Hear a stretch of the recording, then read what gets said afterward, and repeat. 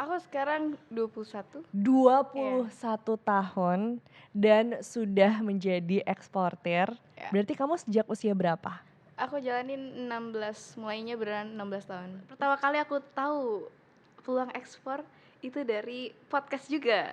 Podcastnya Raymond Chin. Ibaratnya saya juga SMA bisa terjadi gitu kan ya, apalagi UMKM ya, Iya lagi. levelnya lebih naik kan. Omsetnya udah miliaran rupiah nih jangan-jangan. Wah, amin. Amin.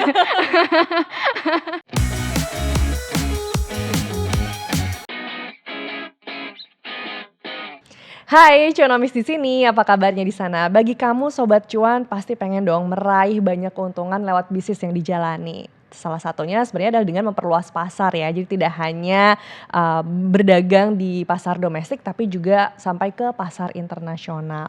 Tapi masalahnya bagi yang masih awam atau mungkin yang belum punya pengalaman bisnis internasional, memungkinkan nggak sih menjadi eksportir gitu ya? Oleh karena itu langsung aja yuk kita ngobrol-ngobrol dengan eksportir muda. Di sini sudah ada Vienisu. Hai Hai, Vien. hai Kak. Ya ampun Vien ini mungil banget loh. Coba deh kamu spill ke kita usia kamu berapa sekarang? Aku sekarang 21. Iya, 21 tahun dan sudah menjadi eksportir. ya. Berarti kamu sejak usia berapa? Aku jalanin 16, mulainya beneran 16 tahun. Usia 16 Ya, tahun. start 16. Wow, coba kalian nih yang ABG di usia 16 sampai 21 tahun pada ngapain aja nih? Di sini justru Vien udah mulai menjual gitu ya barang-barang ke luar negeri atau menjadi eksportir ya Ya. kan? Tapi sebelum ngobrol ke sana, sebelum kita juga pengen tahu perjalanan kamu menjadi seorang eksportir, aku pengen tahu dulu dong di tengah, ekonomi global saat ini nih, yang sekarang kan masih banyak yang tidak menentu gitu ya, banyak ketidakpastiannya. Sebenarnya apakah ini juga menjadi waktu yang tepat gitu untuk menjadi eksportir? Uh, iya sih kalau dari saya pribadi. Kenapa? Karena ke kayak pasar Eropa, Amerika, dan Asia juga ya. Itu kan kebanyakan mereka sumber supply itu dari China. Nah, jadi mereka itu lagi juga sedang cari alternatif supplier lah gitu. Nah, ya ada Vietnam juga kan sekarang, Vietnam, terus India, dan ya salah satunya dari Indonesia. Dan kebetulan Indonesia juga kita kaya kan, kita banyak rempah, banyak sumber daya alam besar sekali. Jadi ya Indonesia dilirik lah sama mereka. Oh gitu. Yes, Jadi, tetap sekarang adalah waktu yang tepat juga ya tepat. kalau emang mau Ya, terjun sebagai eksportir. ya. Nah, tapi kan sekarang juga ada nih masalah, tarif impor ya Oke. dari, Amerika Serikat. Itu cukup berpengaruh nggak sih buat para eksportir nih? Kalau ke Amerika Serikat pasti berpengaruh ya.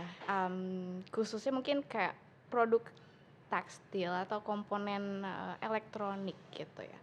Tapi kalau misalkan kayak bahan baku, rempah-rempah, mereka tetap butuh kan gitu ya. Mereka tetap butuh. Ya mungkin efeknya uh, sedikit lah gitu. Dan beruntungnya Indonesia kan memang sumbernya gitu ya, sumber dari rempah-rempah. Jadi mereka akan tetap beli gitu. Hmm, tapi, dengan adanya tarif impor jadi bikin keuntungan akan berpengaruh kepada keuntungan eksportir juga nggak sih? Yes, untung ini ya, contoh, contoh produk Vanilla Beans deh ya, produk Mhm. produk saya sendiri ya. Itu kan sumber besarnya di dunia ini kan dari Madagaskar. Amerika itu pasti ngambil Vanilla Beans itu banyak dari Madagaskar kan. Nah itu, tapi kan Madagaskar itu kena tarif persen itu sekitar 47-an ya kalau nggak salah, 47%. Sedangkan Indonesia kan kenanya sekarang ini di 19% kan. Nah jadi mungkin yang awalnya si importir dari Amerika itu beli dari Madagaskar, sekarang nih mereka udah mulai ngelirik nih, ya Indonesia tuh ada nggak sih vanilla beans? Dan ternyata ya memang faktanya Indonesia memang penghasil vanilla beans terbesar juga di dunia. Dan Mmm. dengan tarif impor yang lebih rendah lagi kan daripada yang Madagaskar. Jadi kemungkinan besar si importir Amerika Serikat bisa ngelirik Indonesia kalau mereka mulai ngambil barang dari Indonesia. Oh, Gitu. jadi dengan kesepakatan atau kebijakan baru yang sekarang ini nih Ya. antara Amerika dengan Indonesia, itu lumayan meringankan gitu bagi para eksportir. Ya, meringankan dan bisa ada peluang produk baru. Hmm. Gitu. Oke. Karena kan pas lagi yang baru pengumumannya itu kan Iya. kita heboh banget ya. Itu termasuk kamu panik gak sih Iya. sebagai eksportir pas tahu ada pengumuman? Kan pas pertama itu 32% ya? Iya, Ya, itu besar. sempat panik karena itu sangat memberatkan kah? Kalau aku pribadi kan kebanyakan pasarku di China kan. Ah. Karena produkku manggis, kirimnya ke China. Jadi untuk Amerika Serikat, ya aku paling kayak ngeliat-liat, oh besar juga ya di Amerika Serikat ya. Nah pas ku tahu ini 19%, wah kayaknya produk Vanilla Bean bisa masuk juga nih ke sana gitu. Jadi tadinya kalau misalnya masih 32% kayaknya Kayaknya mau beralih aja gitu ya, iya mencari kayaknya peluang di negara lain gitu. iya Karena itu berarti memberatkan ya memberat. sebelumnya. Tapi dengan kebijakan baru ini berarti meringankan lah ya Iya meringankan. buat para eksportir. Nah, tapi pertanyaannya ini kan mungkin yang nonton juga orang-orang awam ya, belum punya bisa aja mungkin belum punya pengalaman juga lah gitu ya untuk Oke. sebagai eksportir. Nah, dengan tidak mempunyai pengalaman itu, orang awam mungkin nggak punya pengalaman sebagai bisnis internasional juga gitu. Itu mungkin nggak sih menjadi eksportir ini? Ya contohnya sih sebenarnya saya sendiri ya. Nah, itu kamu gimana sih ceritanya? Saya mulai 16 tahun, saya nggak ngerti apa-apa, buat invoice aja nggak ngerti saya. Itu semua saya belajarin dari kayak apa ya sebetulnya learning by doing gitu ya. Jadi kayak saya jalanin aja terus paling saya belajar dari kompetitor luar negeri. Maksudnya saya kan suka ngecek eksportir dari negara asing juga, misalkan eksportir dari China. Oh mereka biasanya kalau kan saya gini, saya kan suka kenalan itu dari supplier di Alibaba. Ya, saya kenalan para eksportir, contoh strawberry beku saya banyak kenalan dari Alibaba. Nah, itu saya datang kan sebagai buyer. Kayak saya nanya-nanya produk strawberry-nya mereka itu seperti apa sih gitu. Nah, mereka siapin ada namanya quotation, lalu mereka saya juga sempat lihat invoice mereka seperti apa sih gitu kan maksudnya. Lalu standarisasi mereka seperti apa, packing mereka seperti apa. Jadi saya belajar dari kompetitor gitu. Oke.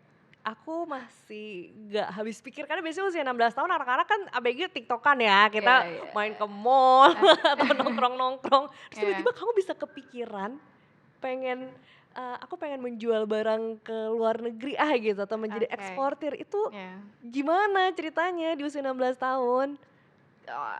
Dari kecil ya, aku dari kecil tuh suka dari SD kayaknya. SD aku suka jualan di kelas gitu. Jualan stiker aku beli harga 4.000 dapet 30 stiker, aku jual satunya 1.000. Wah, itu laku gitu. Jadi terus aku juga sempet jualan tikus. Kamu pernah jualan tikus? Ya, jadi pas SMP itu kan banyak praktek yang IPA praktek untuk bedah tikus gitu ya. Nah, dari sini teman-teman saya tuh mereka pada susah nyari tikus tuh yang montok dan gede gitu untuk di bedah gitu kan.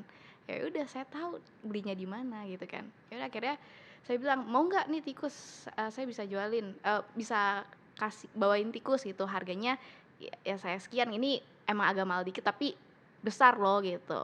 Terus ya udah jadi hampir satu angkatan tuh beli, terus yang adik kelas juga jadi beli gitu itu. Oke, Ya. jadi dari SD kamu itu emang suka berdagang. Ya, Itu udah dari SD. bibit-bibitnya udah ada kan? Iya. Tapi kepikiran pengen menjual barang dagangannya ini ke luar negeri untuk Oke. melakukan ekspor di usia 16 tahun, kamu ngelihat siapa? Oke. Jadi aku karena COVID kan di zaman saya tuh.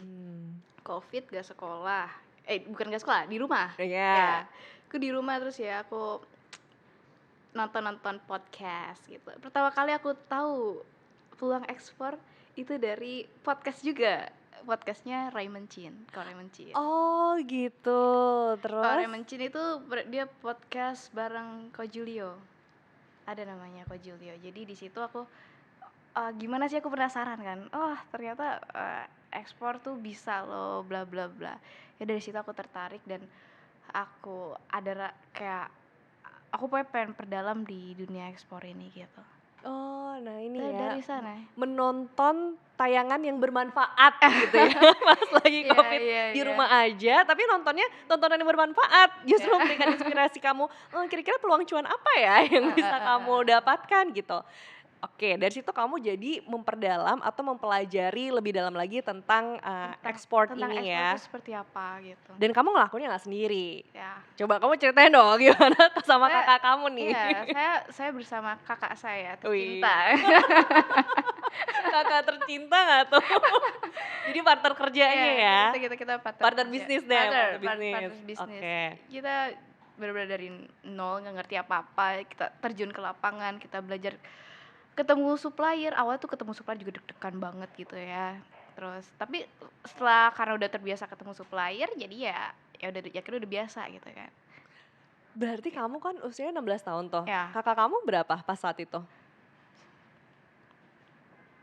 mungkin ya 20 kan, 20 tahun. 20 tahun. 20. Gimana kamu mengajak Oh, kerja sama kakak kamu saat itu kayak, "Kak, oke. kita ekspor impor yuk," gitu. Terus dia kayak, Iya "Hah, sih. ngapain nih?" Gitu nggak? Oke. Kamu gimana ngajaknya untuk Apa ya? menjalin kerja sama sebagai partner bisnis? Awalnya saya nggak sama kakak saya, nggak sama kakak saya. Oke. Tapi saya, gini, 16 tahun kan saya nggak punya NPWP, nggak punya KTP juga belum ada kan. Jadi saya mikir nih kalau saya mau jalanin saya harus punya itu semua gitu kan. Jadi ya aku coba kenalan sama dulu sempet orang di Jambi gitu. Ini cerita dulu banget ya. Aku kenalan sama orang di Jambi untuk, mau nggak nih yuk kita kerja sama ekspor. Saat itu aku Kenalan online? Sorry. online, iya. Ya ampun random banget kamu. Random guy memang. Demi mendapatkan KTP dan NPWP. Pokoknya yang aku mau gitu loh. Aku kayak harus bisa gitu kan. Kenalan di mana? Itu aku kenal dari kayak komunitas-komunitas juga, komunitas, ekspor-ekspor juga. Oh, karena saat kamu memperdalam itu kamu akhirnya gabung ke komunitas-komunitas Iya, ekspor. iya. Oke, terus Itu terus? aku kenalan orang dari Jambi. Online tuh, kita produknya Battle.Nut ada namanya. Terus mungkin saat itu dia 16 tahun ya, saya percaya-percaya aja kan. Nah, tapi orang tua saya nggak setuju. Ya karena kamu yang bener aja gitu kan. Untung kamu juga cerita ke orang tua kamu ya. Iya, heeh, yang bener aja kan. Nah, dari situ akhirnya oke deh, saya coba ajak koko saya, "Mau nggak kalau kita bisnis ekspor?" Gitu. Oh, dengan kata lain boleh nggak aku manfaatin NPWP dan KTP kamu? Iya iya, kayak Berawal gitu. dari situ ya Ya berawal dari ternyata. sana, Terus, kalau kamu setuju? ya setuju. Asal bagi hasilnya Iya ini dong, ya, rata ya? iya. Terus udah gitu gimana ceritanya? Apa yang kamu ekspor pertama kali? Gimana tuh kamu memutuskannya bersama kakak kamu? Maksudnya ekspor produk pertama? Produk pertama itu, eee, yang big quantity ya, maksudnya cukup besar kuantitinya itu manggis. Hmm. Ya itu ka Gimana kamu kepikiran sama kakak kamu ekspornya adalah buah manggis. manggis? Nah, jadi sebelum manggis tuh ada banyak produk yang kita jalanin. Kita coba buah, ada nanas, pepaya gitu, terus, produk beku itu ya, beku juga ada strawberry, ada markisa, dan lain-lain. Nah, akhirnya di saat momen tertentu, kita lagi ngobrol nih sama temennya ayah saya, mau cerita-cerita aja, terus ada temennya ayah saya cerita kalau, "Iya tuh, di Cina manggis tuh, wah datangnya kontaineran terus," gitu, terus mereka butuhnya nggak terbatas gitu. Nah dari situ langsung ting gitu kayak, wah kayaknya peluang nih Hmm. gitu. Jadi di saat itu oke kok kita gimana coba manggis gitu. Oke, terus, kamu udah tahu nih produknya, kamu cari kemana tuh akhirnya supplier-nya? Supplier kita cari awalnya daerah Lampung, kan ada Lampung, Padang, eh, lalu daerah Sukabumi gitu, Purwakarta. Jadi ya kita cari semua by online sih. Semua by online? Awalnya by online, jadi semua lewat online. Ketika udah cocok di chat, call, telepon gitu ya, baru kita datengin langsung ke lokasi. Modal, kamu pakai modal nggak untuk, merintis ini? Merintis modal sih ya Berapa uang sih modalnya? uang anak SMA sih ya. Aku SMA kan dapet uang jajan ya dari bapak ibu kan ya. Pokoknya kalau untuk modal yang paling mahal tuh modal ongkos itu. Range-nya deh, total modal range-nya aja. Kira-kira kalau untuk menjadi eksportir ini di awal butuh modal berapa sih? Kayak kita perlu website ya. Website tuh kita bisa cari ya, ada yang bisa 150 ribuan ya kan website. Ya memang sederhana sih, cuman kalau untuk modal banget nih ya, website terus paling ke ongkos ke supplier, mungkin ya bensin gitu kan ya. Mungkin 500 ribu, 500 sampai 1 juta oke lah gitu, cukup itu. Tapi gini, kenapa modalnya kecil gitu ya, karena semuanya kita semua kerja sendiri gitu loh, kita nggak pakai orang gitu, jadi kita benar-benar harus ngerti semuanya dari nol ya, dari nol sampai akhir. Jadi untuk ini kamu merintis modal masih under 10 juta? Ya, under 10 juta pasti banget, under 5 juta juga bisa. Bahkan under 5 Ya juta? under 5 juta. Hmm, nggak karena kamu ngerjain ini bener-bener sama kakak kamu berdua aja gitu Iya, ya? berdua aja. Nggak pakai karyawan atau apalah itu? Nggak ada. Terus untuk kamu bisa mengakses buyer kamu di Cina, Ya, di China itu gimana ceritanya? itu kita semua pakai sosial media. Ya pakai, kita gunain, manfaatin Facebook, manfaatin LinkedIn, Instagram juga kita manfaatin, website, semua kita buy online, mencari mereka. Ya sekitar kalau 70% online, 30% offline lah gitu. Maksudnya gimana tuh? Jadi kamu cari dulu bayarnya di secara online gitu? Ya, cari bayar dulu secara online. Maksudnya supply dulu apa bayar dulu gitu? Atau gimana? Bayarnya kan kamu udah dapet nih suppliernya nih. Heeh. Terus gimana kamu bisa mendapatkan bayar kamu di China gitu? Di China. Kita kalau di Facebook ya paling kita join-joinin grup internasional mereka. Memang grup perkumpulannya perbuahan gitu, perbuahan internasional gitu. Karena produknya manggis nih, berarti kita joinin grup fruit export import kayak gitu. Itu salah satunya. Gitu. Terus udah dari situ udah ketemu secara online, kamu ketemu secara offline itu maksudnya gimana tuh? Tadi kan kamu bilangnya ada secara online, ada secara offline juga. Kalau offline itu kita bisa lewat pameran. Ya, jadi kita ketemu di pameran, misalnya kita karena kenal supplier, terus kita kenal siapa lagi, terus akhirnya ketemu lagi orang yang butuh manggis gitu. Terus juga bisa ikut komunitas-komunitas internasional gitu ya, yang banyak orang asingnya. Jadi itu ya maksud kamu, bahwa ya nggak punya background bisnis Iya. internasional atau background secara khusus untuk ekspor import ini, asal mau belajar secara online itu semua ilmunya udah ada gitu. Iya, jadi untung bersyukur banget makanya ada internet kan ya. Jadi saya kan nggak tahu apa-apa. Jadi ketika ada yang saya nggak tahu ya saya tanya sama Google gitu. Kalau sekarang ada ChatGPT, tambah mudah lagi kan. Bener juga. Iya. Kamu nggak generasi TikTok, nyari di TikTok nggak ada? Enggak Nggak ada. sih. Aku nggak nyari TikTok. Tapi Vian ini ternyata ngedukasi juga kan, Iya. mengedukasi teman-teman gimana caranya melakukan ekspor ini Ya. lewat media sosial. Yes. Di Instagram iya, di TikTok juga nggak sih TikTok kamu? iya. TikTok juga gitu. YouTube juga iya. Berarti kalau teman-teman mau cari tahu gimana caranya melakukan ekspor, bisa juga lewat TikTok ke akun kamu Yes, gitu kan. betul. Nah, tadi kan kamu ke pasar China ya. Ya. Ada pasar lain nggak sih yang akhirnya kamu yang kamu guide juga gitu selain China untuk melakukan ekspor ini? Paling ya Hong Kong, terus Korea Selatan, dan ya baru-baru ini Prancis. Oke. Ya. Nah, dengan adanya banyak negara yang dituju, itu mereka punya karakteristik yang berbeda juga nggak sih saat kita melakukan ekspor itu? Iya, kerasa banget sih bedanya. Kalau untuk China, itu mereka lebih simple. Mereka lihat ada barangnya nggak gitu misalkan. Terus kalau misalkan ada barangnya ya udah mereka biasanya langsung bayar gitu. Nggak banyak meeting dan sebagainya gitu. Jadi ada barang saya bayar. Tapi kalau misalkan arahnya pasar, saya sempat dapat pasar Eropa juga, cuman belum golin ke sana. tapi itu kayak lebih banyak pertemuan dulu, meeting dulu, rapat lagi. Jadi lebih formal lah. Kalau iya, Meetingnya secara online. online? Iya. Oh. Kalau China pasar Asia itu nggak terlalu formal, simple gitu. Oh gitu ya. Iya. Jadi pasar Asia tuh lebih satset-satset. Korea Selatan Iya. yang kamu tuju itu juga sama kayak China mirip-mirip? Lebih lebih simple China daripada Korea Selatan. Oke, Iya. aku berpikir China itu udah punya segalanya. Dia masih juga impor sesuatu ke negara-negara lain ya? Iya, banyak mereka banyak banyak butuh. Oh, Mhm. apa itu buah-buahan? Ya, Apa aja sih yang dibutuhin China? yang banyak sekali. Ada salah satunya produk saya, manggis. Itu dia butuh banyak banget, apalagi pas mau ini tahun baru Cina. Tahun baru Cina ya. Nah, itu kan hari raya besar ya kan. Nah, itu mereka tuh nganggepnya kalau makan manggis tuh membawa keberuntungan.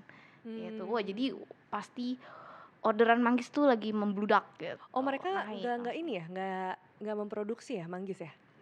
Ada, tapi Oh, nggak mencukupi. nggak mencukupi dan Indonesia jauh lebih memang sumbernya gitu Indonesia, bukan bukan China sumbernya. Oh Mhm, gitu. Nah terus kamu tuh dalam mendapatkan supplier, ya. itu kamu literally cuman nge-googling doang? Tapi gimana kamu bisa percaya gitu, supplier gimana kamu bikin Oke, ininya juga nih kerjasamanya dengan supplier? oke. Supplier itu memang awalnya kan ya saya nggak tahu apa-apa kan, ya salah satu cara biar saya tahu supplier lewat online gitu.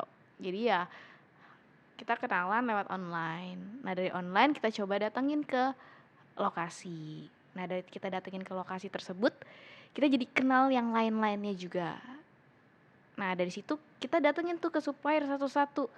Kita pelajarin produk, contoh manggis ya, kita pelajarin produk manggis dari supplier A, supplier B, supplier C. Apa sih yang mereka eee, tahu tentang manggis. Nah, kita jadi belajar tentang grade. Oh, ada manggis tuh ada grade SP1, SP2, SP3, ada sizing, terus cara handling produknya gimana, packing dan segala macam itu kita semua belajar dari supplier, Hmm. gitu. Dan kamu ke daerah-daerah berarti ini, Ya, kalau boleh tahu dari daerah mana kamu, manggisnya? manggis kita kadang ambil di Padang, dari Sukabumi, Purwakarta, Lampung. Oh ini yang kamu bilang budget harus keliling kota-kota itu ya? Iya, Karena kamu betul.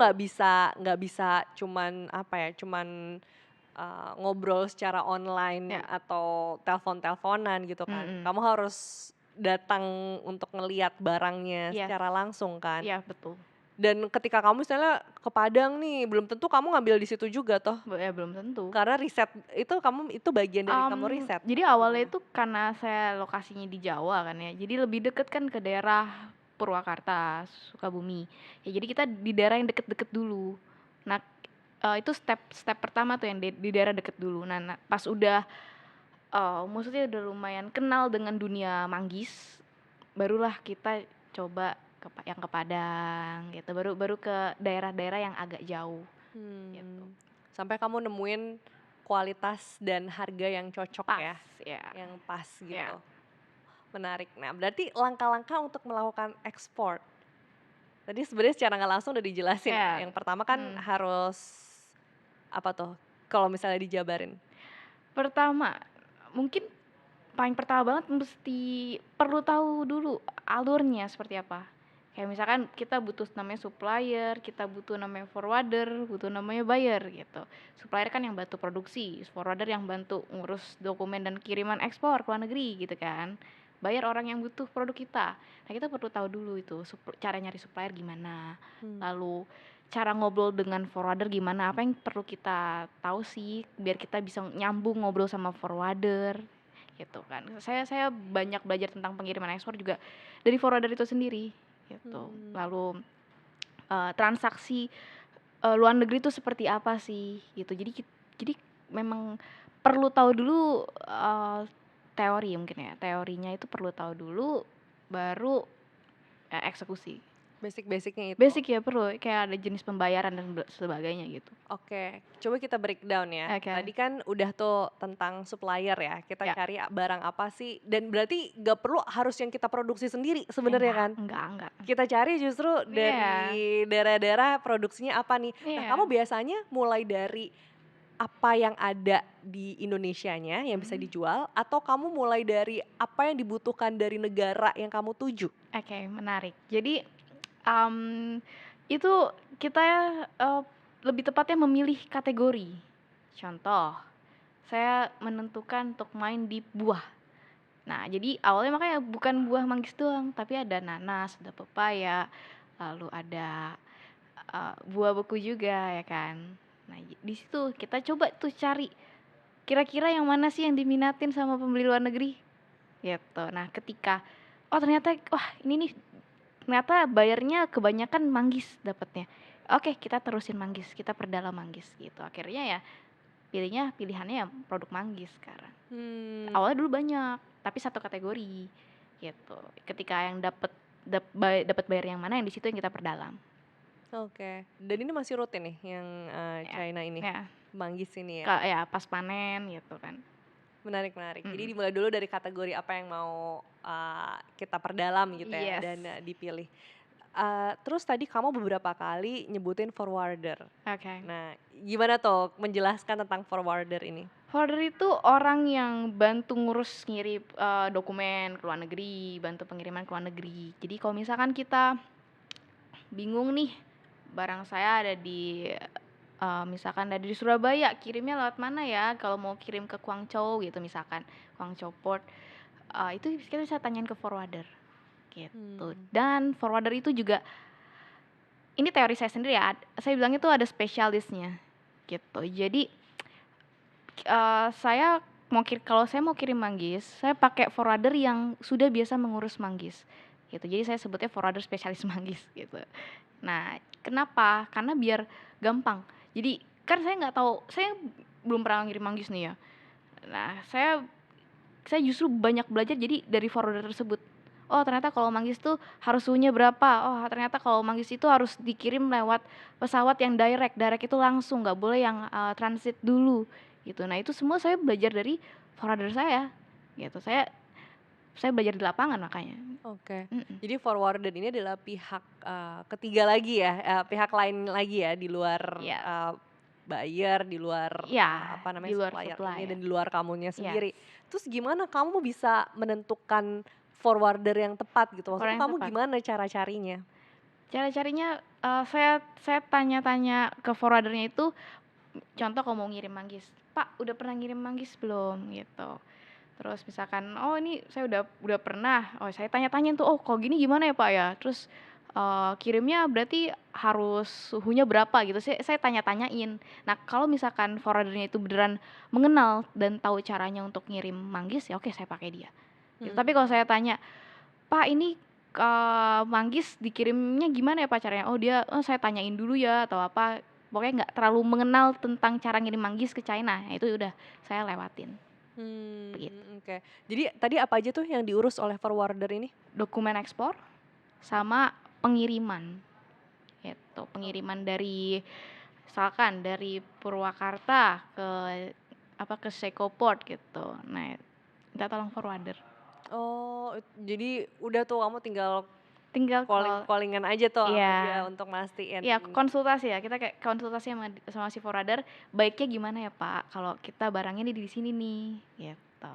Tadi ada dokumen yang diurusin. Ya. Itu dokumen apa aja sih yang perlu diketahui teman-teman nih kalau mau melakukan ekspor? Dokumen pasti itu kita perlu tahu namanya PEB, pemberitahuan ekspor barang, ya atau NPE. NPE itu nota pelayanan ekspor. Lalu bill of lading. Bill of lading itu simpelnya kita kalau ada BL atau bill of lading kita bisa ambil barang dari kontainer. Kalau ada namanya AWB, airway bill, sama kita untuk dokumen untuk ambil barang dari pesawat gitu. Lalu ada namanya karantina, ada namanya COO. COO itu Certificate of Origin ya. Jadi kalau misalkan buyer itu COO, pajaknya bisa dipermudah lah gitu, pajaknya bisa dipermudah. Ibaratnya COO itu kayak kita dulu belajar di SMP kayak perjanjian perjanjian kerjasama internasional, bilateral, multilateral. Nah itu dokumennya tuh CO itu. Oke. Gitu. Tapi semua dokumen ini juga kamu nggak paham kan Aku tadinya? nggak paham sama sekali. Dan akhirnya dibantu sama forwarder ini. Iya, aku makanya banyak belajar dari forwarder tentang semua dokumen itu. Gimana kamu bisa pertama kali kamu nemuin forwarder ini gimana? Dan Oke, memastikan bahwa kamu nggak kena tipu gitu kan? iya. Karena kamu nggak paham apa-apa toh tadinya. Makanya karena saya tahu diri saya tidak paham apa-apa, saya kenalan sama banyak sekali forwarder. Gitu. Jadi saya chat-chatin, saya tanya-tanyain tentang segala macam yang perlu saya tahu tentang cara ngirim barang ke luar negeri. Kayak misalkan ada namanya door to port, door to door gitu. Nah, itu semua saya tanyain tuh ke forwarder. Makanya saya banyak kehilangan forwarder sebenarnya. Kenapa? Karena saya cuma nanya-nanya doang tapi nggak pakai jasanya gitu loh. Oh, udah nanya-nanya duluan ya? Iya, makanya forwarder tuh di awal banget ya, di awal banget tuh ah, hanya beberapa yang mau ngeladenin saya gitu. Nah, ketika udah closing ya baru forwarder yang hilang, bahkan yang baru jadinya pada datang baru gitu. Oh. Kalau di awal nyari forwarder susah banget. Karena kita ngobrolnya nggak nyambung kan. Karena saya nggak tahu tentang apa-apa tentang ekspor. Jadi ketika pas saya udah tahu beberapa hal tentang cara ngirim ke luar negeri, jadi kan ngobrol sama forwarder jauh lebih nyambung. Nah, di situ baru forwarder mau ngelayanin. Hmm. Gitu. Nah, pertama kali ngobrolnya sama forwarder semua by chat. Semua by chat. Kamu cari lagi lewat online. Iya, semua lewat online. Oh, Iya. menarik ya. Iya, aku kenalan, aku tanyain, "Pak, ini gimana ya kalau mau ngirim barang manggis ke China butuh apa aja ya?" Gitu. Aku tanya-tanya semua, biayanya berapa ya? Biaya all in-nya berapa, Pak? Semua totalnya gitu. Jadi semua aku tanya ke forwarder, aku banyak belajar dari forwarder makanya. Oke, tapi kamu mulai menghubungi forwarder ketika udah tahu dapat buyer-nya? Enggak, Oh, enggak juga? enggak. Jadi aku berandai-andai aja aku udah punya buyer. Oh, gitu. Benar-benar Iya. jadi kamu udah mulai riset dulu gitu Iya, kan sebenarnya. Dan itu semua berjalan beriringan toh iya. sambil nyari buyer, sambil Iya. nyari Supplier, suppliernya, forwarder, iya semua forwardernya itu juga. jalan berbarengan. Gitu. Hmm. Jadi biar maksudnya kenapa aku pelajarin semua dulu biar ketika buyer udah datang, aku udah punya semuanya gitu loh. Aku udah punya semuanya jadi biar buyer tinggal langsung oke. Jadi biar buyer tuh merasa aku tuh mengerti gitu. Kan aku nggak ngerti apa-apa. Tapi pas buyer datang di saat saya udah siap gitu. Wih, luar biasa ya kamu, Vin ya. Bisa melakukan ini gitu ya. Nah, tadi kan udah mendapatkan forwarder yang ngurusin semua dokumen-dokumennya. Ada nggak dokumen yang emang kamu harus urus sendiri gitu dalam proses ekspor ini? Ya NPWP. Tadi kamu minjem kakak kamu ya? Iya, itu saya yang buatin NPWP kakak saya. Saya buatin sendiri. Udah itu aja? Ya kalau dari saya ada sih namanya NIB gitu. Jadi di awal saya mulai itu saya pakai NIB, UD. Kalau dulu di zaman saya namanya UD. Cuman kan sekarang udah berubah kan. Apa tuh? UD itu usaha dagang ya kalau nggak salah. Jadi kalau sekarang cuma ada namanya NIB aja. Nah itu NIB aja udah bisa dipakai untuk untuk ekspor. Kenapa saya buat NIB padahal saya bisa sistem under name gitu ya? Karena untuk nerima pembayaran, nerima duit dari buyer. Oh, Gitu untuk jadi kamu itu untuk melakukan ekspornya harus punya PT atau enggak sih? bisa nggak? Gitu. Karena ya ada namanya sistem under name itu. Oh, saat itu kamu tidak membuat PT berarti? Saya buat legalitas Oh, ada buat NIB. yang tadi NIB itu Iya, ya. saya buat NIB untuk nerima pembayaran untuk buka rekening giro lah. Oke. Nah, berarti udah dapat forwardernya. Gimana sistem transaksinya yang aman antar negara Antar ini? negara. Yang paling aman karena saya mainnya di barang buah ya, komoditi. Pokoknya kayak buah, sayur, minyak, itu pembeli dari China itu memang udah biasa banget bayar 100%. Jadi langsung cash 100% lunas gitu. Itu aman sekali. Tapi kalau misalkan gimana kalau untuk barang-barang yang lain gitu ya, itu bisa DP dulu, DP 50%, lalu sisanya itu balance with dokumen. Maksudnya dia lunasin dulu 50%-nya baru kita kasih dokumennya biar buyer bisa ambil barang. Itu paling aman. Jadi ibaratnya udah lunas dulu baru kita kasih dokumen buat buyer ambil barang. gitu. Oke. Kira-kira ada risiko apa aja sih yang, Oke. yang apa ya, yang perlu diantisipasi gitu oleh para eksportir ini? Maksudnya ini kan, jual beli Ya, antar negara negara, ya gitu. mhm. Resiko, pasti ada resikonya ya. Itu, kalau dari saya sih resiko lebih besar di supplier justru, bukan karena buyer-nya, Mmm. tapi di supplier. Kenapa? Karena kita, kalau kita tidak mengerti produk, kita bisa dibohongi gitu. Kita beli produknya yang grade premium gitu, tapi kita nggak tahu bentuk grade premium itu seperti apa. Misalnya kita dikasih grade yang di bawah, ya akhirnya ya dibohongin dong. Nah itu ruginya di situ, resikonya. Mhm. Justru risiko terbesar menurut kamu ada di supplier Supplier, ini iya ya? supplier.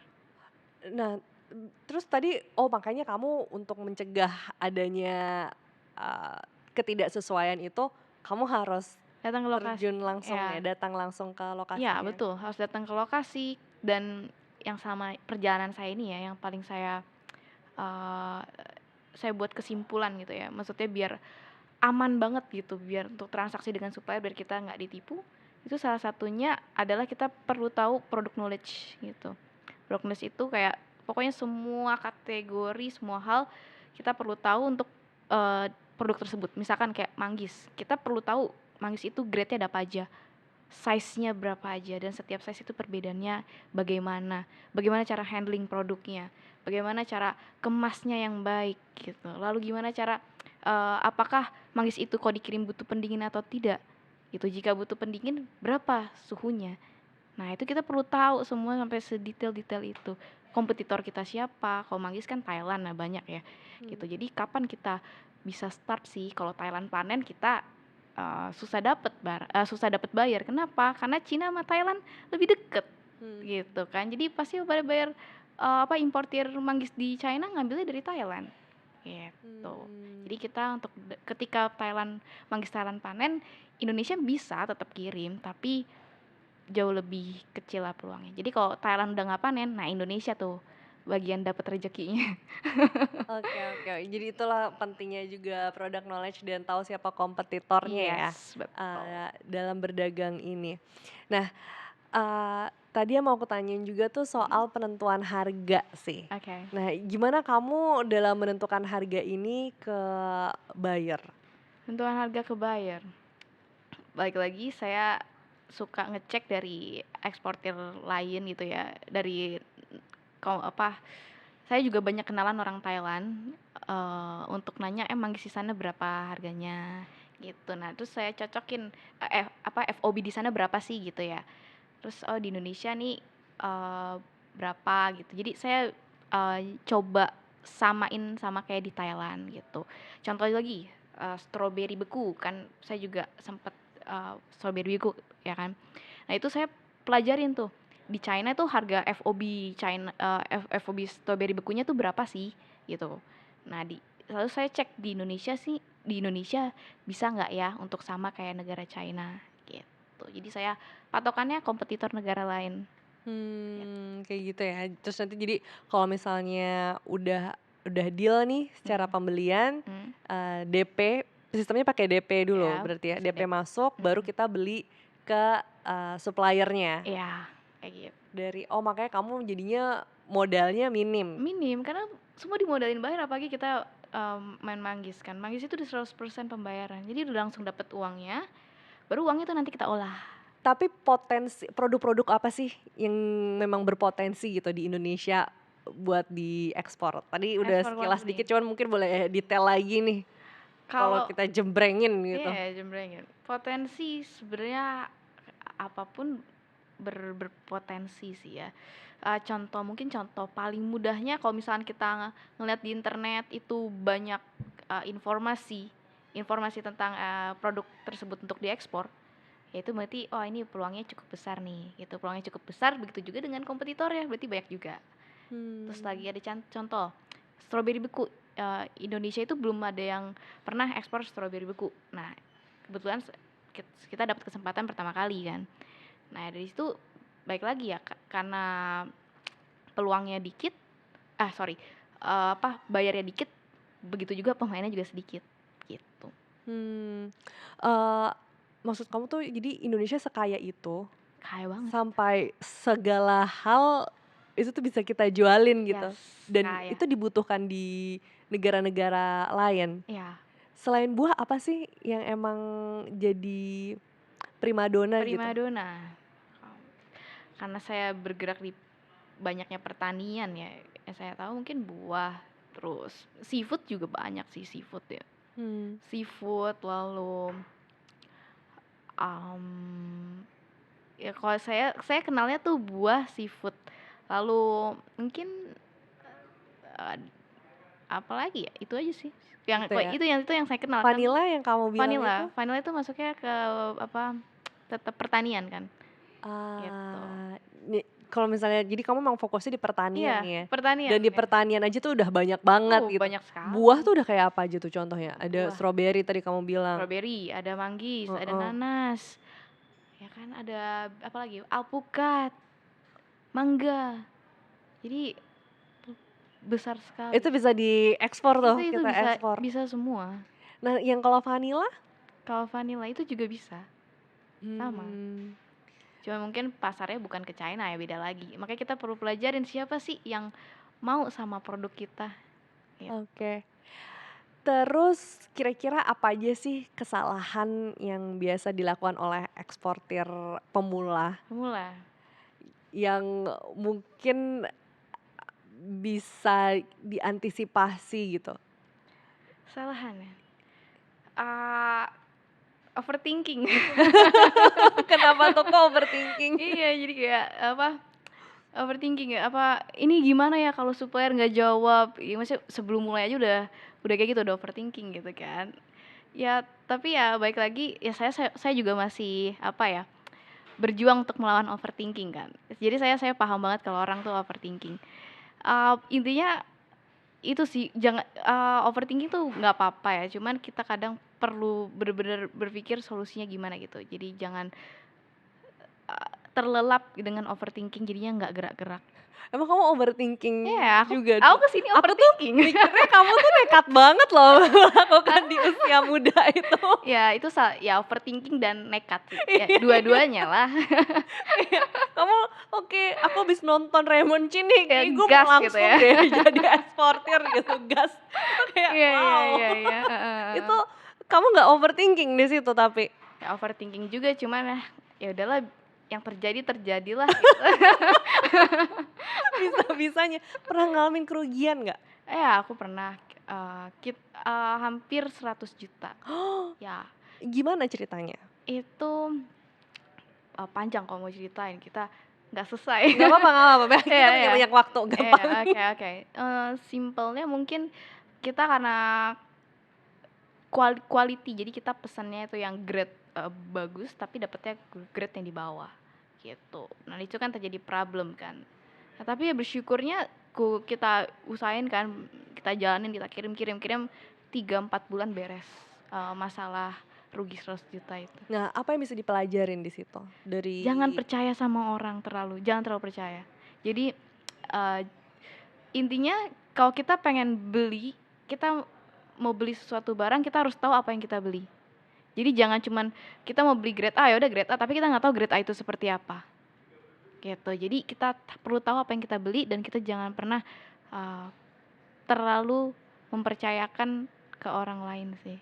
itu yang kamu bilang risiko terbesar tuh justru di supplier ya? Ya, supplier. Gitu. Oh, ya.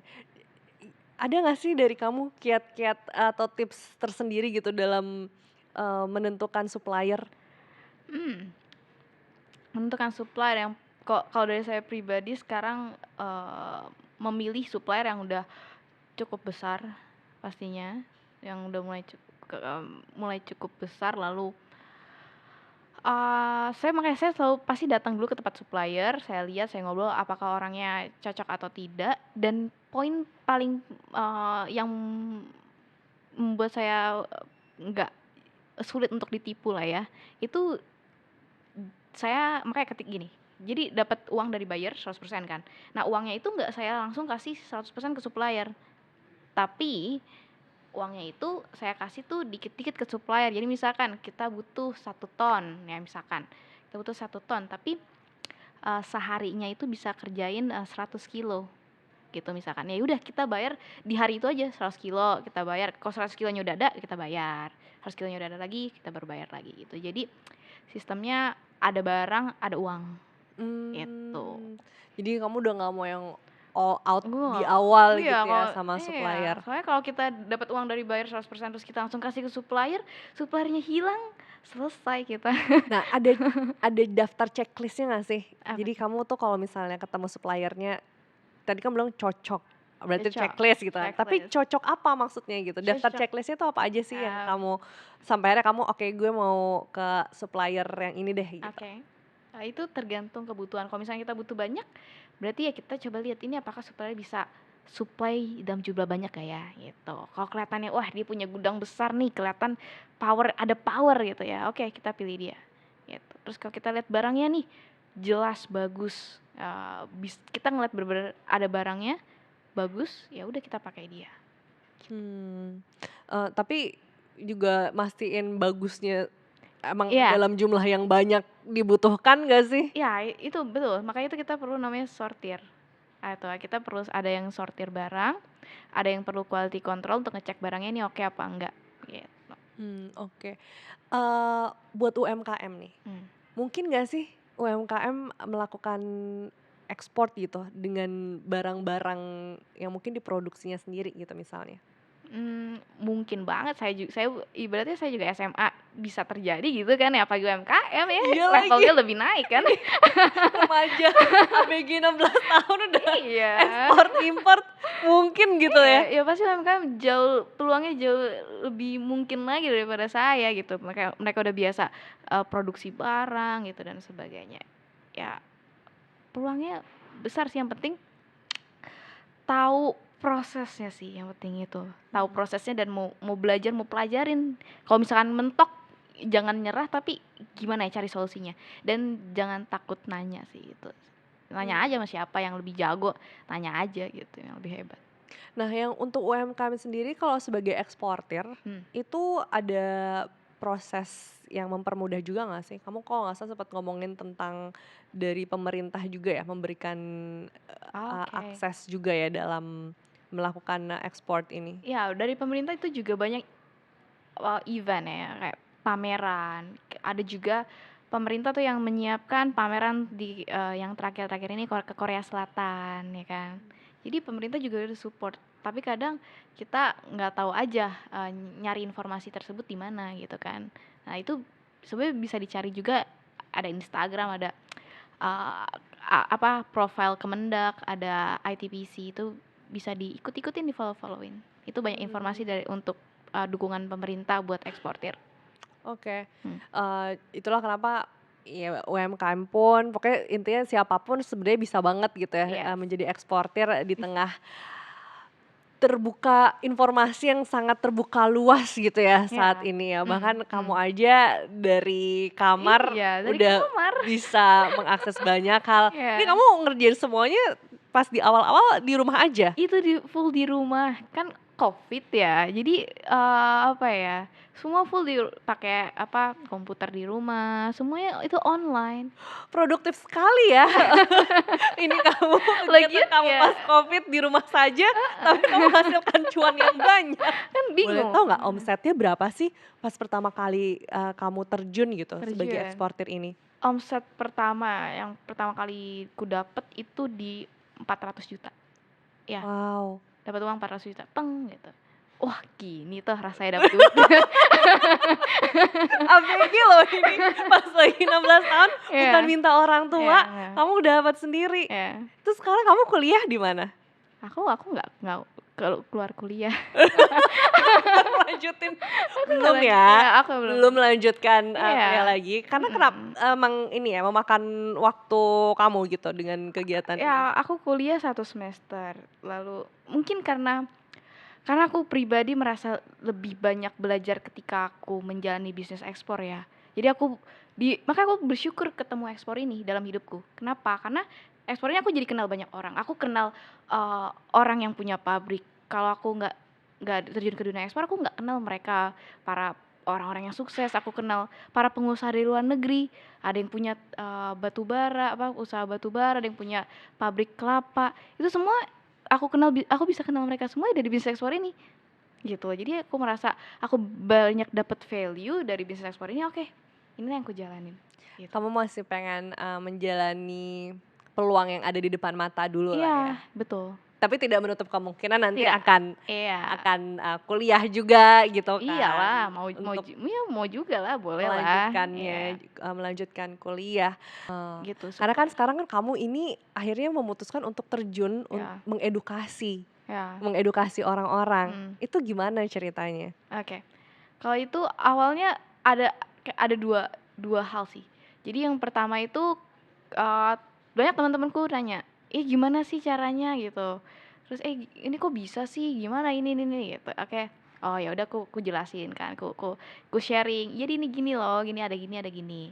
Lalu itu yang pertama. Lalu tiba-tiba yang kedua nih, aku sempet dapet telepon dari Aceh. Aku nggak tahu itu siapa, tapi mereka kenalku. Dia kenal Kok saya. bisa dapat nomor telepon kamu? Aku nggak tahu dari mana gitu kan. Terus ini Kavie nih ya gitu. Loh, terus ya di saat itu saya bilang, "Oh enggak, saya Dian kok nggak salah sih," gitu. Saya bilang, "Nanti ada apa Pak? Nanti saya sampein ke Kavie nya gitu." Oh, kamu pura-pura ya? Iya. Terus dari situ dia bilang, "Iya nih saya di sini di Aceh tuh cumi tuh lagi banyak sekali," gitu dia bilang. Ini saya nggak tahu mau saya kemanain. Nah di saat itu saya bukan pemain seafood, saya nggak kenal cumi itu seperti apa, spesifikasi, grade dan saya nggak kenal gitu. Nah dari situ baru saya mikir, wah gimana ya kalau mereka semua bisa tahu caranya ekspor, mereka tahu prosesnya dan sebagainya. Mungkin barang-barang yang enggak yang susah belum kejual gitu ya. Jadi bisa bermanfaat daripada kebuang gitu aja gitu loh. Jadi dia cuminya itu nggak ada yang beli, nggak usah di Aceh, jadi kayak kebuang gitu aja gitu. Jadi dia telepon saya nggak tahu Ya. orang asing. Vian ini tuh suka bikin kontennya adalah kalau buah ini di Indonesia Iya. hanya 20.000, tapi di ini bisa jadi Iya.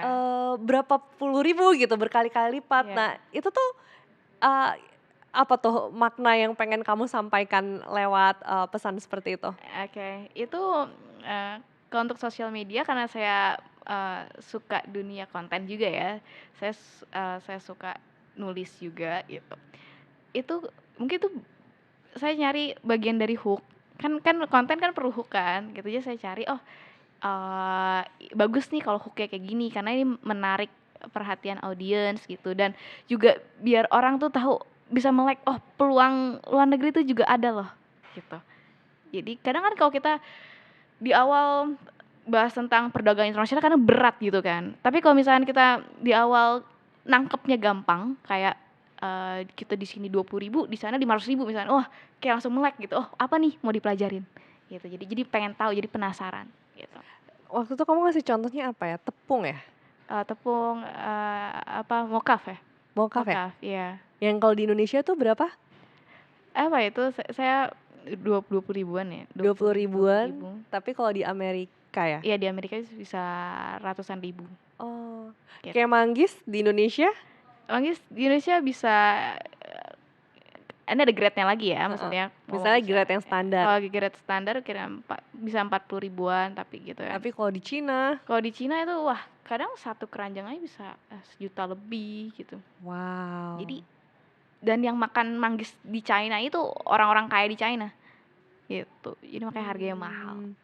Itulah yang kamu bilang di Indonesia mungkin harganya cuman puluhan ribu gitu. Iya. Tapi kalau misalnya kita mencoba peluang untuk menjual ini di negara lain yang membutuhkan, itu bisa berkali-kali lipat. Jadi barang mahal di sana. Manggis itu dikenal kayak kalau makan manggis orang kaya gitu. Nih jangan abis ini banyak yang, aduh gue pengen deh ikutan jualan manggis nih sama kayak Vian gitu. Tapi sebenarnya ada banyak lagi loh peluang-peluang lain ya. Ada buah-buah lain yang juga dibutuhkan oleh negara-negara lain gitu kan. Kalau menurut kamu sendiri kunci kesuksesan kamu apa sih sampai akhirnya masih terus bisa menjalani sebagai eksportir ini? Dan mungkin omsetnya udah miliaran rupiah nih jangan-jangan. Wah amin. Langsung aku tembak. Emang iya? Amin. Amin. Apa dong kalau gitu kunci Oke, suksesnya nih buat yang kunci. masih semuda kamu gitu usianya? Oke. Kunci itu kalau saya pribadi konsisten, terus mau mau belajar ya, mau belajar konsisten, berjuang terus cari tahu masalahnya apa, cari solusinya apa. Pokoknya semua hal kayak saya memperjuangkan segalanya gitu, kayak berdarah-darah di sini gitu. Dan yang terakhir tuh mungkin minum susu. Kenapa? Enggak, karena kalau untuk saya pribadi ya. Nih unik nih kok minum susu jadi kunci kesuksesan. Iya, saya butuh susu untuk biar bisa rileks. Jadi perlu rileks. Nggak overthinking. Pasokannya banyak ya untungnya di Iya, Indonesia iya. susu itu banyak ya. Jadi masih terjangkau lah Iya. untuk harganya. Nah, tapi aku juga pengen tahu dalam beberapa tahun ke depan deh nih, kira-kira tren ekspor itu ke depannya akan seperti apa? Untuk kita biar bisa tahu juga nih apakah memang terjun ke dunia ini tuh untuk beberapa tahun ke depan apakah memang masih bisa menjanjikan gitu? Bisa sih. Kenapa? Karena kan kalau misalnya kita contoh di buah itu pasti atau pasar luar negeri itu kan butuh terus kan buah. Jadi kayak kalau untuk barang-barang bahan baku pasti akan selalu dibutuhkan terus, mau nanti 10 tahun, 15 tahun ke depan gitu. Kan kita memang dari zaman dulu kan rempah-rempah Indonesia udah dikirim ke luar negeri kan, ya sampai sekarang ini. Gitu. Jadi akan selalu potensinya tuh akan selalu makin besar sih kalau dari saya pribadi. Oke, Iya. thank you Vin udah Sama-sama. sharing bersama kita semua. Iya. Semoga ini juga bisa memotivasi siapapun di luar sana yang mungkin juga lagi bingung gini, gimana ya cara memperoleh cuan lebih banyak lagi Iya. dan ternyata peluang itu juga tetap masih ada ya Iya. dengan melakukan seperti apa yang Vin lakukan. Betul. Terima kasih Vin. Sama-sama, terima kasih Kalau banyak. begitu teman-teman demikian Cuanomics kali ini. Jadi gimana? Kira-kira tertarik gak nih mulai berpikir mau ekspor barang apa gitu ke luar negeri? Coba share di kolom komentar, tapi jangan lupa like and share konten ini ya. Sampai jumpa.